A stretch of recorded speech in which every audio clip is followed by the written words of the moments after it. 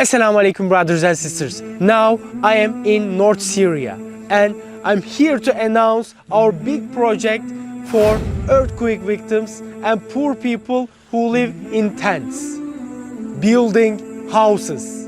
And this is the area where we are going to build these houses, inshallah. In a time of darkness and green, it is your light that we need. We are going to build 100 houses with your support, and each house will be 1+1. There will be kitchen, toilet, bathroom and garden inside, inshallah. And the size will be 45 square meters. In a time of darkness and green, it is your light that we need. Around 6,000 people died in Syria because of earthquake.